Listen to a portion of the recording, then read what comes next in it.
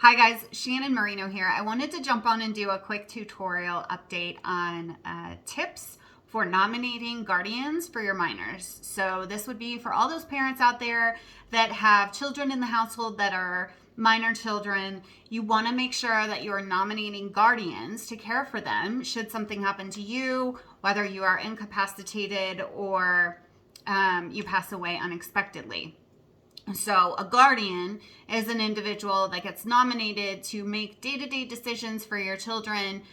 You can also have financial guardians that can manage the finances and make sure that all of their financial needs are being met when you are no longer able to care for them. So sometimes people will nominate the same person to fulfill both roles.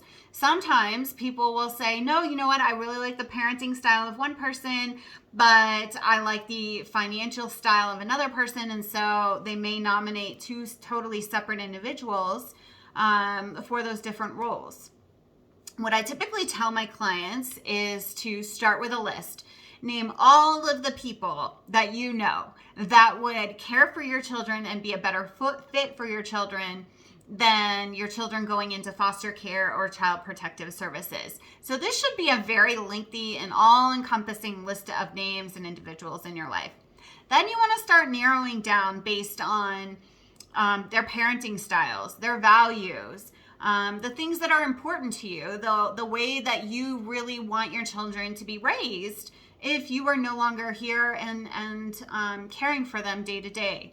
So maybe you belong to a church and you want to make sure that they're raised with similar values or similar beliefs.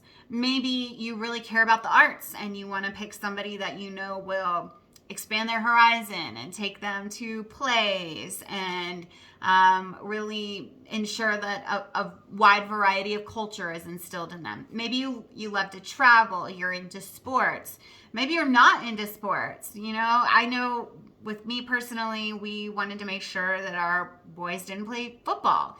And so, kind of going through those things that are really important to my husband and I, and identifying the people that we knew without a doubt would be able to say to my son with conviction, I don't care how much you hate me.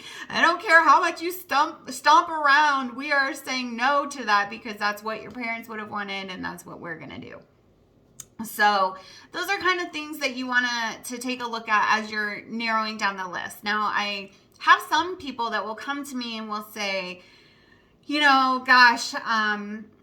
I don't know that this individual would be able to financially afford additional children in their household. And so they'll sometimes make that decision based on the finances of their nominees. And I really want to caution against that. So you as a parent, while you are living, it is your responsibility to financially care for your children. And that goes true and holds true for when you are no longer here. So you want to make sure that you are carrying enough life insurance that your children are well taken care of in case you are no longer here. That life insurance is there to financially provide for them and provide support for them. It is your job as a parent to care for your children, not your nominee. So do not make the decision strictly based on finances, and make sure that you have that life insurance policy in place. If you don't, reach out to me. I have an amazing broker, works with 40 different companies. So contact me and I'll get you hooked up. But as it relates to, your children, again, think about who would give your children similar advice to you. Maybe your child comes to them and says, I don't want to go to college. I want to do XYZ. I want to start a band. I want to travel. I want to take a skip year. Think about the person that would be able to give your child as close to the same advice that you would in those different circumstances. This is so crucially important. So some attorneys will strictly name these individuals nominees of guardians in wills. And I strongly, strongly discourage that. Remember, a will only comes into play if you pass away.